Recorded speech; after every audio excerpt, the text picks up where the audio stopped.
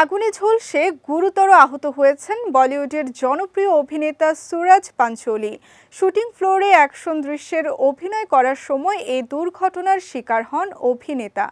ভারতীয় সংবাদ মাধ্যম নিউজ 18-এর প্রতিবেদন থেকে জানা গেছে, হিরো সিনেমা খ্যাত এই অভিনেতা কেশরী বীর লিজেন্ড অব সোমনাথ শিরোনামের একটি সিনেমার শুটিংয়ে ব্যস্ত ছিলেন। জানা যায়, মুম্বাইয়ের ফিল্ম সিটিতে শুটিং হচ্ছিল অ্যাকশন দৃশ্যের। সে কারণে আগুনের দৃশ্য ধারণ করার জন্য শুটিং স্পটে প্রচুর বারুদ ব্যবহার করা হয়। অ্যাকশন ডিরেক্টরের নির্দেশে আগুনের কাছে সুরাজ লাফ দেওয়ার স্টান্ট করছিলেন। সে সময় হঠাৎই বিস্ফোরণ হলে আগুন অভিনেতার শরীরে লেগে যায়। এতে সুরাজের পায়ের ভেতরের অংশ ও উরু আগুনে ঝলসে যায়। সেটে থাকা চিকিৎসক টিম দ্রুত অভিনেতাকে প্রাথমিক চিকিৎসা দেন। সংবাদ মাধ্যমকে তারা জানান, সুরাজের আগুনে ঝলসে যাওয়া ক্ষতস্থান অনেক বেশি ও গুরুতর। এদিকে গুরুতর অবস্থা দেখে নির্মাতারা সুরাজকে অভিনয় বন্ধ করতে বলেন, কিন্তু ক্যারিয়ারে প্রথম বায়োপিক হওয়ায় কাজ নিয়ে বেশি সিরিয়াস ছিলেন অভিনেতা।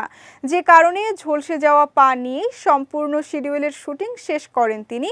এরপরই মাটিতে লুটিয়ে পড়েন সুরাজ। এদিকে আগুনে ঝলসে শুটিং শেষ করার পর বর্তমানে অভিনেতা কেমন আছেন সে বিষয়ে এখনও কোনো তথ্য পাওয়া যায়নি। সুরাজের পক্ষ থেকেও এ নিয়ে সোশ্যাল মিডিয়ায় কোনো প্রতিক্রিয়া মেলেনি। তাই প্রিয় অভিনেতাকে নিয়ে এখন দুশ্চিন্তার প্রহর গুনছেন ভক্তরা।